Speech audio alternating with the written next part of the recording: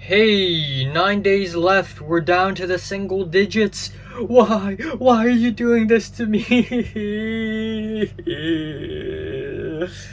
Is the Ultra Detective here investigating your favorite albums? And today I'm going to be doing an album review on the new PinkPantheress album, Heaven Knows.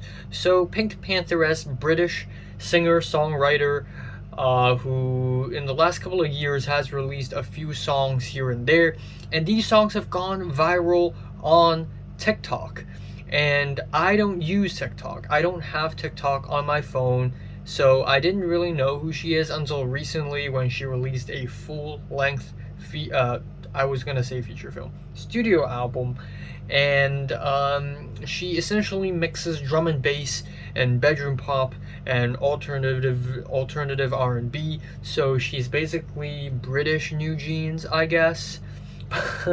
Anyways, her music is actually pretty good, and I particularly like the track Mosquito. I recently found out about this track, I listened to it, and it's already my favorite track on the entire album. It's got the moody guitars, it's got the peppy drum and bass beats, it's got a very speedy, feel-good energy to it. We have lyrics about money, needing money, obsession, and overall it is actually a really solid single. Actually really catchy. I actually enjoyed it. So the rest of the album is more of the same, but there are still plenty of highlights here and there. We have the album opener Another Life with the epic keyboards and the tight drum and bass beats, cutesy vocals from PinkPantheress that sounds like it's generated from a computer. It's very young, it's very tiny. And then we have a feature which, meh, not a good feature, but as an album opener, I thought it sounds really strong. True Romance is a track about a weird parasocial relationship, but the chords and the songwriting are a little bit same on this track, so I'm not that big of a fan of this track.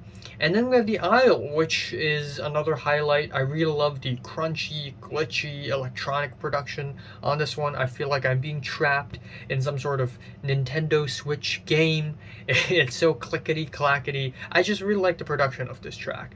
And another track I really like is the track Feeling Complete. I really like the driving drums, the sparkly keyboard embellishments, and the faint hey, hey chants during the chorus, which is really nice. Now, furthermore, we have other features such as Central C appearing on the track Nice to Meet You, and his feature is pretty lame. It sounds pretty lame, and the lyrics are very basic and dumb and rudimentary, and the instrumentals of this track is pretty average as well. But what excites me more is the next track, Bury Me, which features Kalela, who gives an amazing performance because Kalela fits like a glove in PinkPantheress's instrumentals. The problem with this track, though, is that it is just too brief, and the instrumentals are a little too toned down, a little too quiet for PinkPantheress. Then we have Internet Baby, which is an interlude, and I can tell because this is kind of a mess, and this track totally doesn't need to be more than 2 minutes long. Then we have Ophelia, where PinkPantheress's life flashes before her eyes, and she sees herself die in all sorts of ways on top of some moody, slow instrumentals, and I guess to some respect, I enjoyed this track. I think it is a pretty interesting, strange lyrical detour here. Then we have Blue, which is a really catchy track. But at the end of the track, we have this little silly dubstep beat near the end that is a little bit of a mood killer, in my opinion.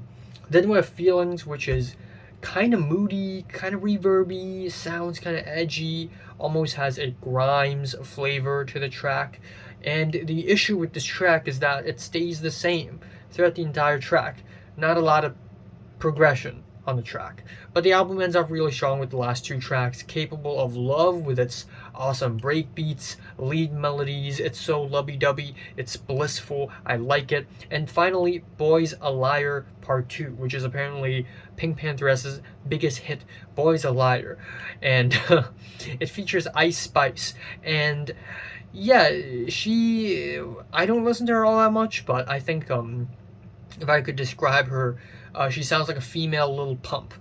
But it is a really catchy and fun ending to the album.